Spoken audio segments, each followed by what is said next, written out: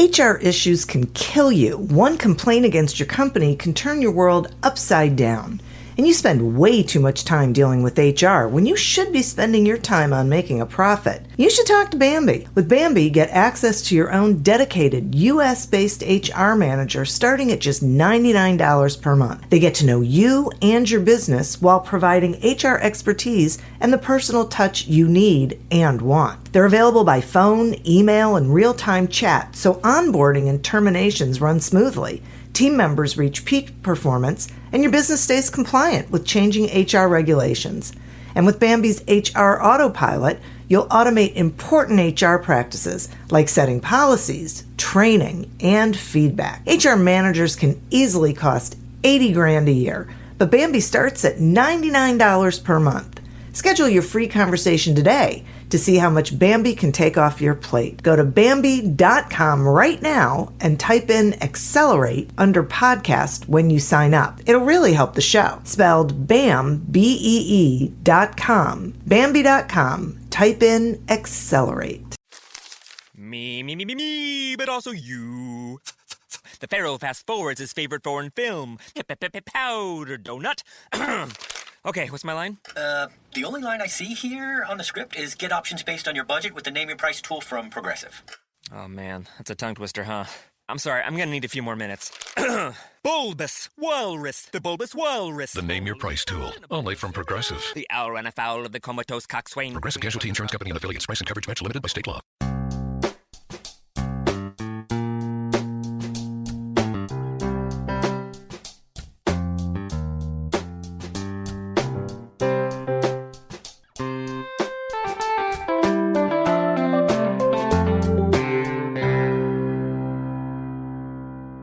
Welcome to Accelerate Your Business Growth with your host, Diane Helbig.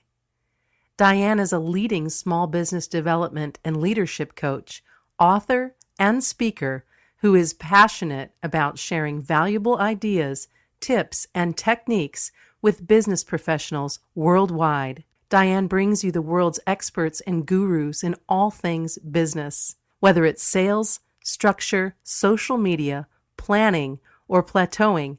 Guests bring their expertise and energy to each episode. When growing your business is your focus, Accelerate Your Business Growth is the show to listen to. Got a topic or guest suggestion? Let Diane know. The goal is to make sure you have the information you need to move your business forward. Thanks for joining us. Settle in and enjoy. Hi, everybody. Thank you so much for joining me. Today's podcast is sponsored by Audible.com. We are offering a free trial to Audible. You can go to audibletrial.com/businessgrowth. Sign up for that free trial and then check out all of the incredible audio content that is there. It is more than audiobooks. So that's all I'll say. Go on over, check it out. I think you'll like it. Over the years, this podcast has gained recognition as a great resource for small business owners, sales professionals, business leaders. We are fortunate to have been included on lists of the best podcasts to listen to all over the place, and we are really grateful about that. It's really because of the guests. These are folks who have expertise in a particular area of business, and they join me to have a conversation where they share that expertise with all of you. And you are what it's all about. We are trying to get information into your hands that you can implement in your business and also connect you to the experts out there so that you can get the help that you need when you need it. Today is no different. Today my guest is Mark Butler. Mark is the founder of the accounting startup Let's Do the Books, as well as the bookkeeper and CFO to top online entrepreneurs like Brooke Castillo. Before working in finance, Mark co-founded 3 online businesses that made nearly $2 million in revenue. Today, Mark combines his business savvy with his life coaching certification to help business owners take control of their finances and work through the anxiety that comes up when dealing with money. Thanks for joining me today, Mark. Thank you so much for having me, Diane. Absolutely. it's so funny when I read your bio when I was getting ready for this episode, and I read that statement about the anxiety that comes up with dealing with money. It sort of makes me chuckle because it is so true. That it's sort of you have to deal with it, but it makes people sort of crazy.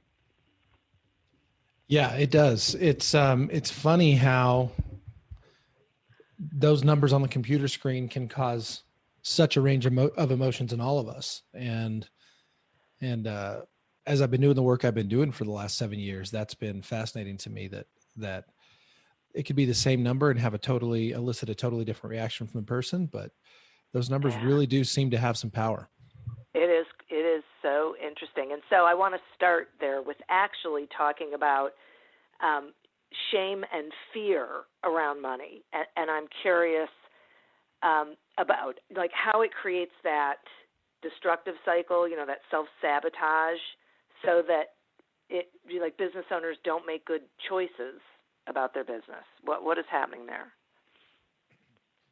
I think money plays such a big role in our culture, especially American culture. I think that we tend to measure our success largely, and especially self-employed people and as business owners, we tend to measure our success largely by how much money we make.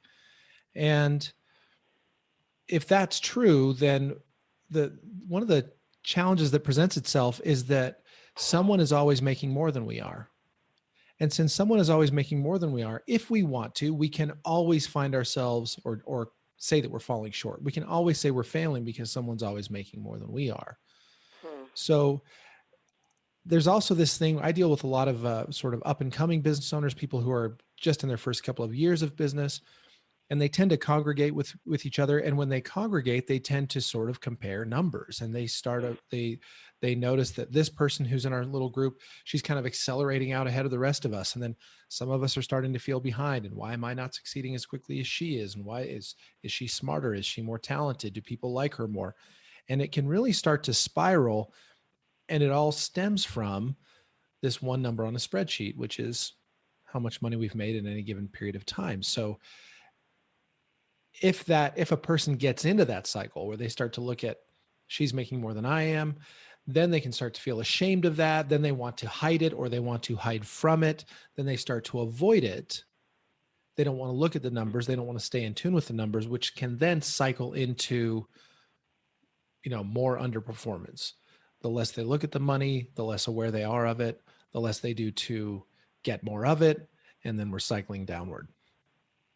Oh, that's interesting. I think that avoidance thing is amazing. I feel like some people go through the whole avoidance thing, and other people don't even think that the numbers are something they should be looking at. Like, I think sometimes they think as long as they can pay their bills, they don't need to be paying attention to and really deciphering the numbers.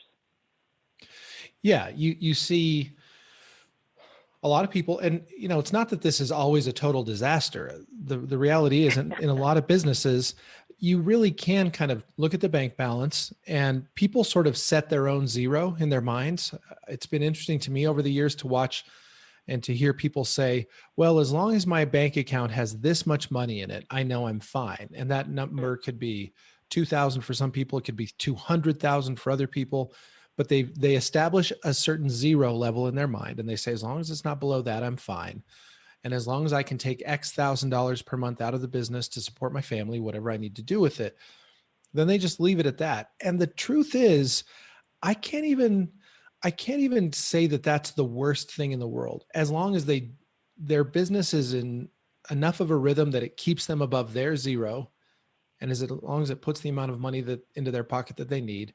And I guess the third piece would be, as long as taxes are not completely catching them off guard every year, then that's a system. It's a system that, on a scale of 1 to 10, we'd probably call that a 5. I don't think it's a terrible system. What I hope to give people is just a little bit more awareness than that, so that they can actually look at the business and say, given the numbers that I'm seeing in this business, here's how I would actually like to see it evolve. I'd like to pay myself more on a monthly basis, or I'd like to hire a new team member who would free up time for me or help me grow. These are the kinds of things that it's harder to do without developing a higher awareness of the financial specifics in your business. Yeah, that makes so much sense to me. It's like you tread water and then, God forbid, there's some sort of unexpected upheaval. You're really not necessarily prepared for that either. Right. Right. And those things happen. I mean, I think a lot of our fellow self-employed folks in this year have had a major upheaval because of COVID. And in those moments, high financial awareness is so powerful because you understand your business at a deeper level, so that when there's an external shock like that, a pandemic, you're able to say, well, I know my business well enough to know that if I have to cut back, here's where I'm going to cut back. And if I want to grow, here are the areas in which it is probably easiest for me to grow. The high financial awareness makes it easier for you to adjust to new and sometimes surprising realities. Yeah, boy, that's a good point. Okay, so talk to me about setting revenue goals. And I mean, it may sound like a silly question, but why that's an important thing for a business? Setting revenue goals, what's the saying? The saying, something like plans are useless, but planning is one of the most important things you can ever do. And when you set a revenue goal, it can be so powerful, or it can be so negative, depending on the person and how they're approaching it. There are some people, going back to what we talked about earlier, they'll set a revenue goal and then they'll treat it as though it's the absolute final truth and reality in their life. And then if they miss that revenue goal, then we can get back into a cycle of sort of self-criticism and shame and hiding. And I don't love that, of course. Right. But a revenue goal can be really powerful. I just did this for myself just a couple of days ago for 2021. And what I did was I said, given what I want to do in my personal life, given what I want to do in my business life, how much money needs to come in? How much money would be exciting to me? And I mapped that out first on a monthly basis, and then I kind of extrapolated that to a 12-month period. And I said, okay, that's my number for 2021. That number would facilitate all the things I've said I want to do: my personal income, my retirement savings, my other personal finance goals, things I want to do with my team. That's the amount of money that would make all those things possible. And I just set that number and I let it be a guide. It ends up being sort of the horizon that I look at, and I can lift my head up every once in a while and look at where I am relative to that goal. And it guides my behavior. It refocuses me on my most productive activities. And when I see shiny objects, it helps me not chase them. And when I get discouraged, it helps me not wallow in my discouragement, because I can always reference back and say, no, but that's where I want to get to. And it helps me keep moving in the right direction. Okay. Now, there's revenue and then there's profit. And you and I know they're different. Right. But I'd love it if you would talk some about the value of also paying attention to profit margin. Oh, that's such a good question, Diane, because I operate in a world, my world is filled by a lot of kind of life coaches, business coaches, health coaches. And these coaches, because they tend to congregate in masterminds and kind of groups, they will usually sort of celebrate each other around revenue numbers. She did 100,000 this year. She did 1 million this year. And those numbers tend to be the ones that they announce and that they celebrate and that they discuss. And I've unfortunately seen situations where you'll come across a person who has worked her tail off to grow a business that's generating in the multiple six figures, 2, 3, 400,000 per year. And she's done this over a period of years. But then in a one-on-one conversation, we dig into it and I find out, oh, you're actually not putting any of that money in your pocket. Right. You're paying your coaches, you're paying your team members, like an administrator and copywriters and designers. You're paying for event spaces, you're paying for materials, you're paying for all these things. and you are creating a great experience for your customers, but almost none of that money is ending up in your pocket. Sometimes people who are in that position got there because their advisors, their early mentors said, in your first few years, you should be willing to just break even in your business. It's part of growth. It'll help you establish an audience. It'll help you establish a name. So be willing to break even, reinvest every dollar. And I almost agree, almost.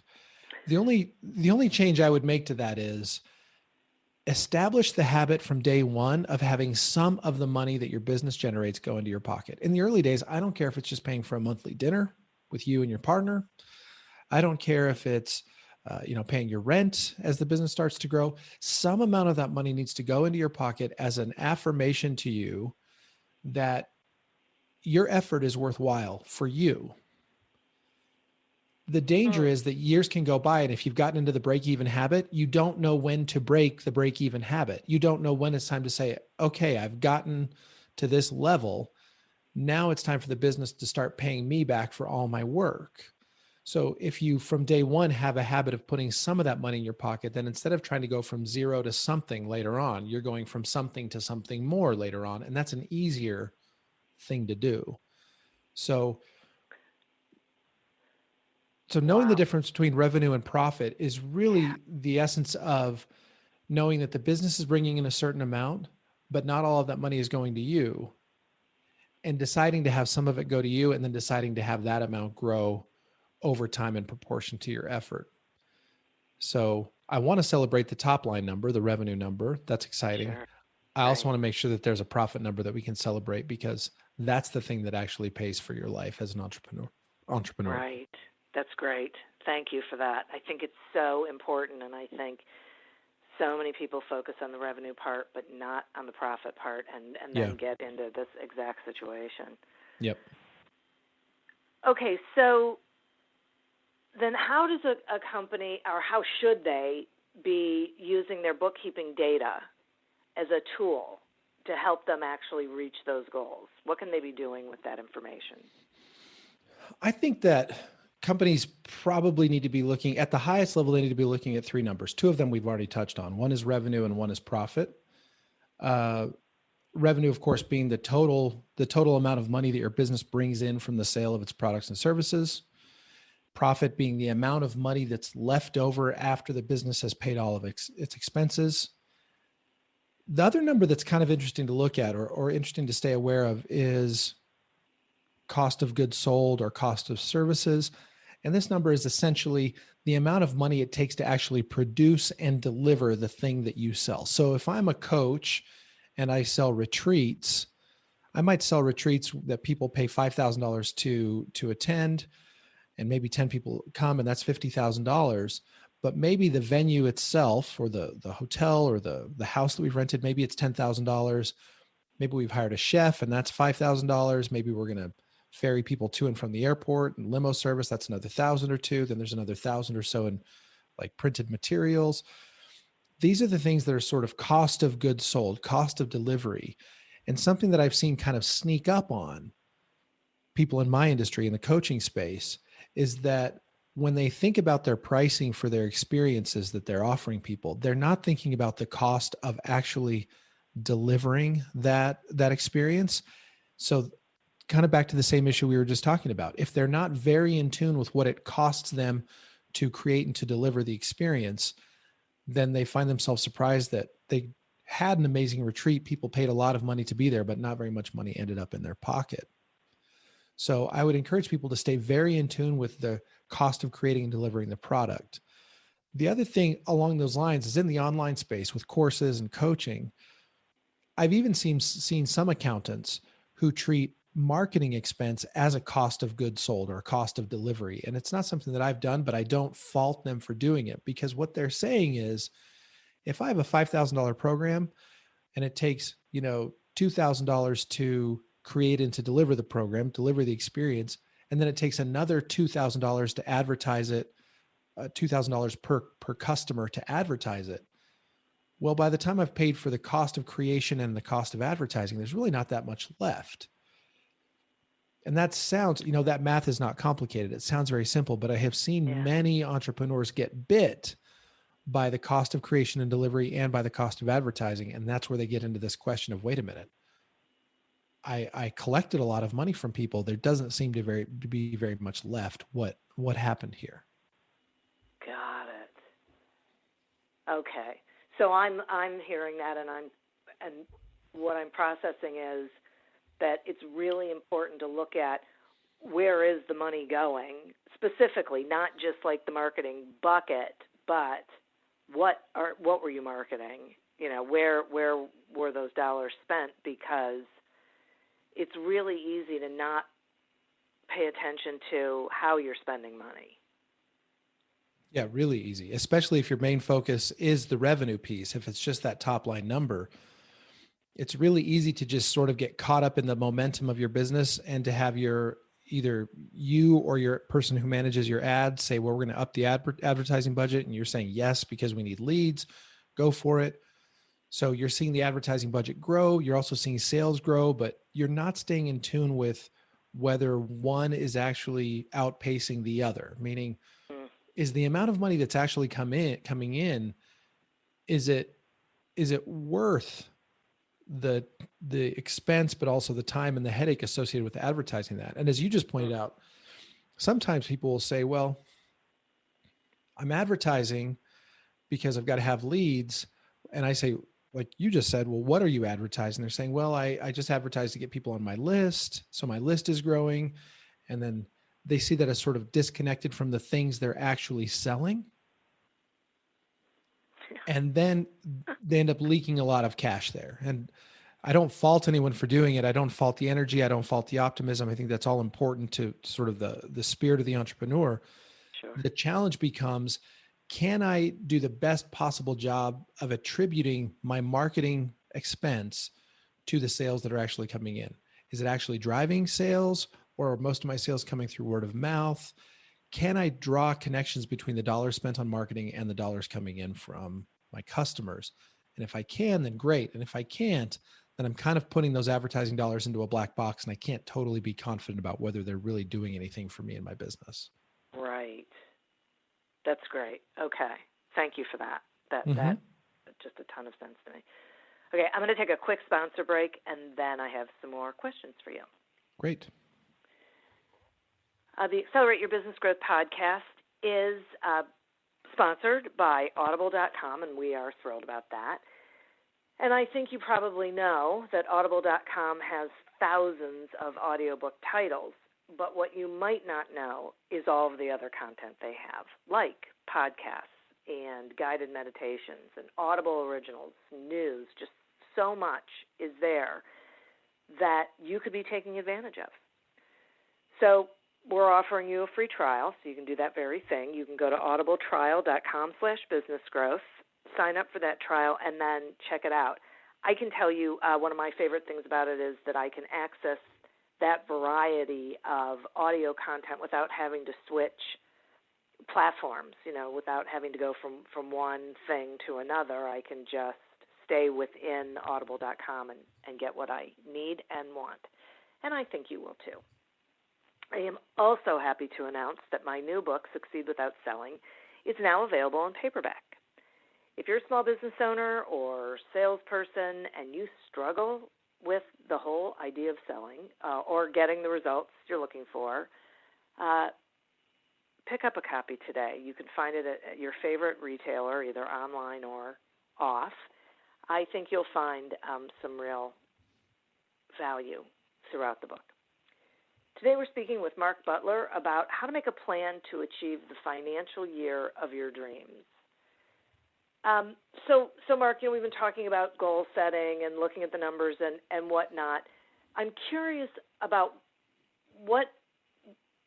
how you would advise someone if they start realizing that they aren't hitting their financial target. What should they do? That's such a good question. And it's one that gets asked of me all the time. And this might sound like a funny answer, but usually when I'm talking to someone who's missing their numbers, they often think that they have finance problems, and what they really have are marketing problems.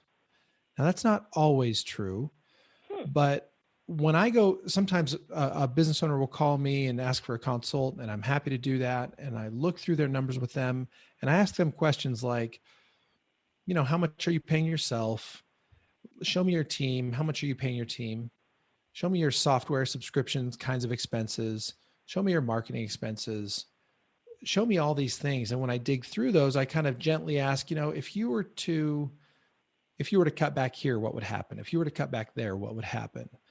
And what I found is very often there isn't actually that much of what we would call waste in their business. And I almost hesitate to use the word waste, because I don't love the sort of the kind of the attitude of that word, because I don't think business owners tend to be wasteful, but even looking for kind of money leaks. And I will usually not find them in significant volumes. I might say, well, here's $100 subscription we could cancel. Or, you could take that one person on your team and you could cap the number of hours they work so that, we're sort of having a fixed amount that person is receiving every month. But overall, what I have found is that business owners who have some years of success behind them, if they're missing their numbers in the current year, it tends not to be because they're wasting money. It tends to be because something has changed in their marketing and they're not getting the same number of leads or the same quality of leads or contacts they've gotten in years past. And then that's showing up in their revenue numbers. And then, of course, in their profit numbers. So very often what looks like a finance problem is actually a marketing problem. That's fascinating. It makes sense when you say it, but I would not have thought about it, because you always go to, where am I spending money? Yes. It's the easiest thing to look at. When their numbers are kind of dipping, and there's some anxiety that comes with that, and they think, oh, I'm off track, or am I going to be able to pay my bills? And then it's human nature to say, what can I control right now, this minute? And what they do is they open up their bank statement or their credit card statement. They look for things that they can cancel. And it's not that that's a terrible exercise. I think that's wise to do even a couple of times per year. And you probably end up saving yourself maybe a couple of $1,000s per year on the high side, unless you have some really expensive subscriptions that are like in the multiple hundreds of dollars per month. But for the most part, when someone goes on one of these little canceling sprees, it's going to be a couple $100 here and there, totaling maybe a couple thousand per year. And that's great. But if we're talking about real cash flow issues that actually impact your ability to pay yourself, it's almost always a marketing and sales issue. Wow. That's like liberating to me. Of course, then it gets into the whole, okay, then apparently I'm not spending my marketing dollars effectively. Right. It opens up other challenges. It can be harder to deal with those things, because then you have, well, am I failing? Do people not like me the way they used to like me? Is my message not resonating the way it used to resonate? But at the very least, what that does is it takes the focus off of you and off of your spending, and it puts the focus back on your audience and on your customers. And if things aren't working as well as they used to, then that's a good time to reach out to those customers, reach out to that audience and check in and say, hey, something's not resonating here like it used to. How can I serve you? What else can we do here? And that will spark your creativity. But canceling that next $10 per month subscription is not going to move the needle quite like we wish it would. Right. That's great. Okay, now we were just talking about anxiety. And so how do we manage the anxiety between, when we set the goal and then we're watching our numbers as we're trying to reach it? Wow, that really is a great question. I think that a lot of that anxiety starts in the size of the goal that you set in the first place. And there are so many philosophies of goal setting. And some people say that you should set, really big stretch goals, or even what they would call impossible goals, because of how those will inspire you to take action. And I think there's a lot of wisdom to that. Other people would say you should set very attainable goals so that you don't get overly anxious, so you don't get discouraged, and you can kind of pick, your goal for this year should be 10% or 20% more than last year, because then you can really chase it. It's interesting because For me, if someone's telling me that they're going to set a goal, I say, first of all, I fully support you if you're setting a goal just because that goal kind of really expands your mind and causes you to think on a whole new level. I totally support that. But after you set that goal, you kind of have to let it go, and you have to go to work and just let things be what they are. You have to stay determined, you have to stay working, but you can't be judging yourself day to day on a goal that you really only set because it was so mind expanding. Because oftentimes, I don't know if you've ever heard this quote, but we often significantly overestimate what we can accomplish in 1 year, but we seriously underestimate what we can accomplish in 5 years. No. That's a quote I got it from Peter Drucker. I don't know if it's his quote originally, but that's where I first heard it. So sometimes people set these massive goals, and the reality is they would probably be amazing 5-year goals, and they are terrible 1-year goals. But they can still serve a person if that person is willing to say, that goal is so inspirational to me, I'm going to set it and run with it, but I'm going to allow for the possibility that I've applied a 5-year goal to a 1-year timeline. So that's one way. Yeah. Another way that I'll ask people to think about it is if they do set a goal and they say, no, this is the goal I actually want to hit, then I'll say, well, then we have to talk about the definition of attainable. We have to talk about what are the pieces of your business that make you believe that that goal is attainable. So going back to marketing and sales, if someone says, I want to double my revenue this year, then I'll say, okay, great. How are you going to achieve that? Are you going to achieve it through a doubling of price, holding the number of transactions constant? Are you going to achieve it through a doubling of the number of transactions, holding the price constant? If you plan to double the number of transactions, do you have a clear path to doubling the amount of traffic to your business and number of qualified leads in your business?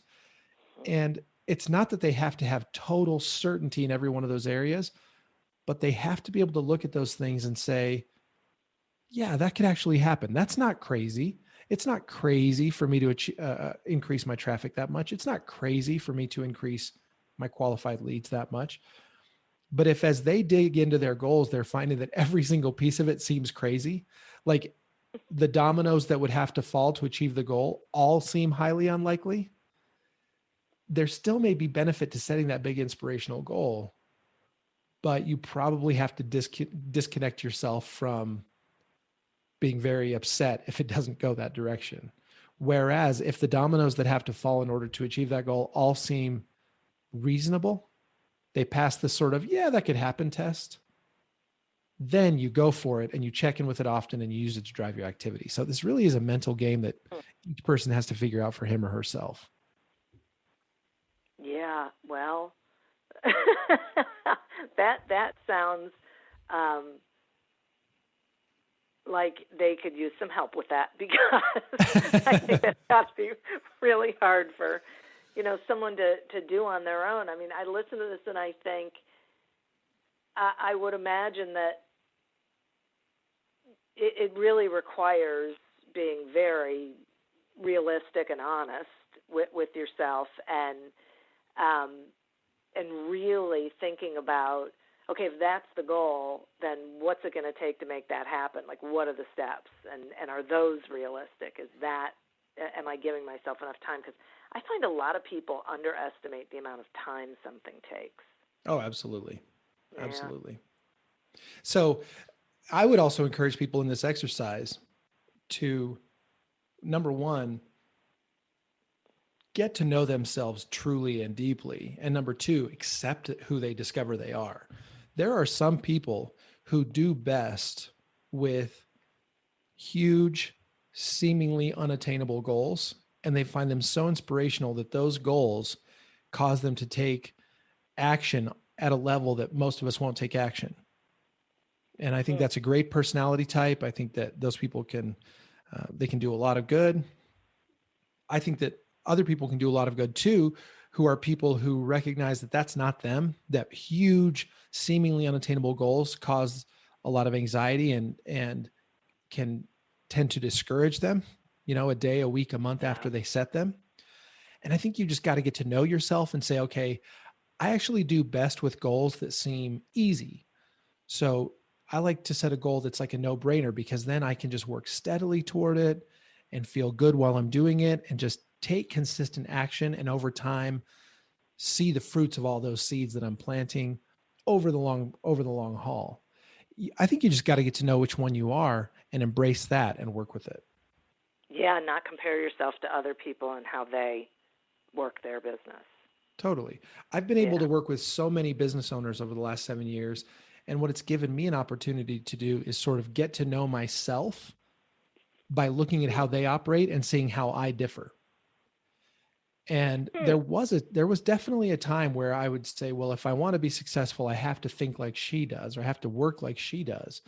But as time went on, I realized, and I observed, that so many people achieve so much success in so many different ways that I could figure out who I am and work with that and end up in a place that I'm very excited about, even though my brain works very differently and my processes are very different from what I've observed in a lot of my clients. Yeah, right. I always say, like when I work with small business owners on developing a sales strategy, I always say there's things you have to do in sales, but how you do them is totally based on who you are. Yeah, I love that. And how you motor, so that's what we have to figure out. My system, the system that works for me isn't necessarily going to work for you. So 100%. I think that's, really very wise. Mark, I got to tell you, I really appreciate this conversation. I think there's so much about it that is really liberating for small business owners, especially given, the times that we are in, where I think there's added anxiety and added feelings of pressure and whatnot. So thank you so much for spending this time with me and sharing that information. Oh, it's my pleasure. And I appreciate you and the questions you've asked and the way you've asked them. It's really been a great conversation for me.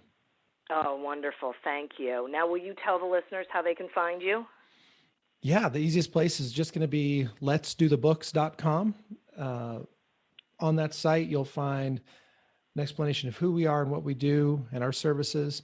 And if after hearing this, you feel like I'm a person you'd like to have a chat with, there's a link on that site where you can sign up for a consultation with me, and I'll look forward to talking to you. Oh, that's terrific. Thank you. And listeners, thank you. I think this is one of the things that I love about this episode, and is that, boy, you could listen to this anytime, at any point in your business, and it's relevant, and it matters, and it can really be helpful. So please, listen to it at least once. If share it. Heck, if you know someone who you think is struggling with some of these things, let them in on it. And I would like to thank our sponsor. To get your free trial of Audible.com, go to audibletrial.com/businessgrowth and explore not just the audiobooks, but all of the other content that is there. And hey, you know what? Head over to your favorite bookstore, pick up a copy of Succeed Without Selling, and let me know what you think. That would be really terrific. As always, continue to prosper and be curious. And until we meet again on another episode of Accelerate Your Business Growth, goodbye and good day. Me, but also you. The Pharaoh fast forwards his favorite foreign film, Powder Donut. Okay, what's my line? The only line I see here on the script is get options based on your budget with the Name Your Price tool from Progressive. Oh man, that's a tongue twister, huh? I'm sorry, I'm gonna need a few more minutes. Bulbous Walrus, the Bulbous Walrus. The Name Your Price tool, only from Progressive. The owl ran afoul of the comatose coxswain. Progressive Casualty Insurance Company and affiliates. Price and coverage match limited by state law. The world's best-known investor and Wall Street expert Warren Buffett once said, "Wall Street is the only place that people ride to in a Rolls-Royce to get advice from those who take the subway." Mr. Buffett's quote is remarkably accurate, but how many people would rather receive advice from him than someone simply guessing? Welcome to Buy, Hold, Sell, your single source for Wall Street knowledge and profitable guidance. Please join me, Todd Schoenberger, and fellow trader Tobin Smith, as well as host Veronica Dudo, for a podcast known to move the needle for investors. Tobin and I are seasoned Wall Street executives with deep investment experience, and we are prepared to share our advice to those who choose to listen. Download Buy, Hold, Sell today on the Evergreen Podcast Network or your favorite podcast channel.